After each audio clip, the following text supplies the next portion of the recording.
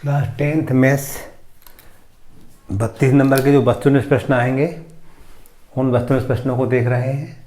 इसके पहले भी मैंने 2-3 बार वस्तुनिष्ठ प्रश्नों के संग्रह को डाल रखा है। देखिएगा, पहला क्वेश्चन था 6 और 20 का HCF है। हम जानते थे जब भी HCF निकालते हैं तो इनके अभाज्य गुणनखंड निकालने पड़ते हैं, और ऐसा गुणनखंड जो दोनों में होता है उसको हम उसका HCF कहते हैं। हम जानते थे 6 का गुणनखंड 2 गुणित 3 होता था और 20 का हमने निकाला था 2 गुणित 3 होता था। जब HCF निकालेंगे तो 2 दोनों में है तो इसका HCF 2 होगा, तो इसका उत्तर 2 होगा। ऑब्जेक्टिव इसलिए हमने वैसे ही लगाया। अब बहुपद ax प्लस बी के शून्यक है। हमें ax प्लस बी दे रखा था, ax प्लस बी दे रखा था। इसके शून्यक निकालेंगे, इसको शून्य के बराबर लिया हमने। ax बराबर ऋण बी पक्ष अंदर किया तो x बराबर ऋण बी बटे a, बड़ा इंपॉर्टेंट है, आते रहता है, माइनस बी अपान ए होगा।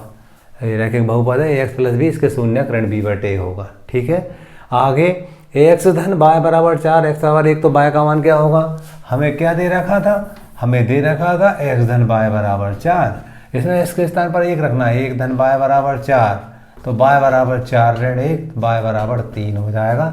इसका जो उत्तर होगा वो 3 होगा। आगे चलते हैं।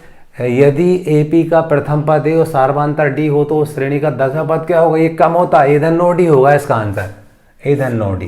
क्लियर? यदि एक त्रिभुज के किसी एक भुजा का वर्ग अन्य दो भुजाओं के वर्गों के योग के बराबर हो तो पहली भुजा के सामने कौन समकोण होता है? 90 अंश का होता है। बिंदु x y की मूल बिंदु से दूरी होती है ये अंडर रूट के अंदर x² प्लस y² सूत्र के रूप में हमें याद भी रखना है।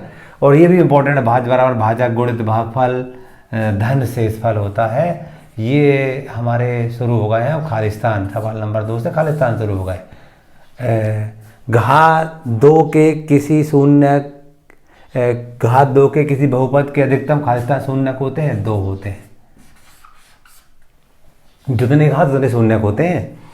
यदि किसी द्विघात समीकरण द्वितीयक का मान 0 हो तो समीकरण के मूल वास्तविक और समान होंगे, समान या बराबर। इसमें समान आ जाएगा, मैं डिब्बे के अंदर लिख रहा हूँ जितने भी खालिस्तान है।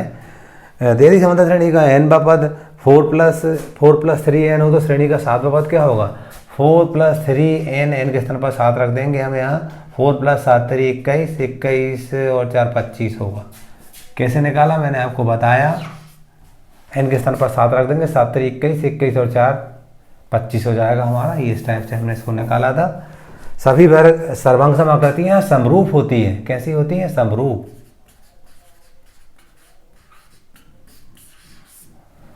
किसी बिंदु की y अक्ष से दूरी उस बिंदु का भुज कहलाता है।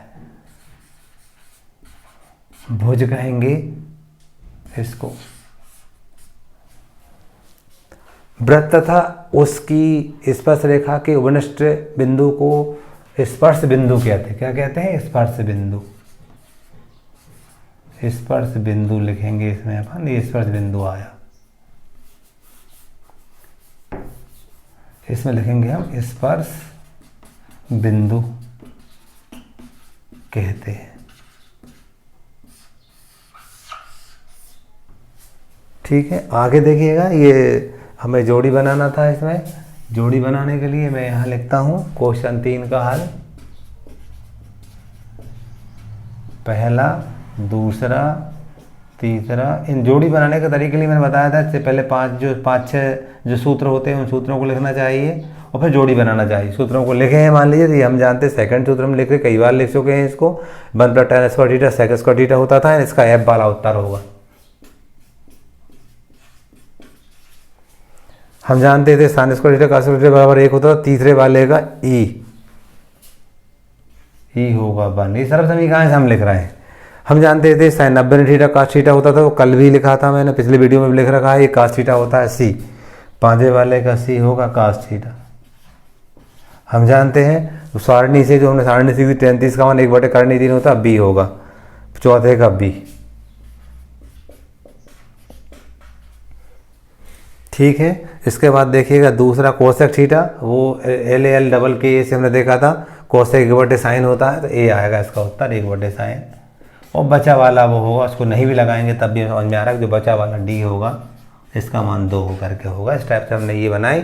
और जब भी हमें जोड़ी आती है तो वो तीनों सारे समीकरण लिखना है, LA के डबल के वाला सूत्र लिखना है, sin 90 माइनस थीटा बराबर cos थीटा, ये पांचों बातों को एक बाजू में लिख के फिर बनाओगे जोड़ी, सही जोड़ी बन जाएगी। पिछले वीडियो में मैंने बता रखी है ये सब बातें। अब ये हमें क्या करना था कि एक वाक्य में उत्तर तो दिए गए, चित्र में बहुपद पी एक्स के लिए y बराबर पी एक्स का ग्राफ नीचे आकृति में दिया गया है, पी एक्स के शून्य क्या होंगे मालूम है। ये ग्राफ इसका वक्र था, ये एक्सेस को 2 जगह काट रहा है, इसलिए शून्य के इसके 2 होंगे। इसका उत्तर तो हो जाएगा 2।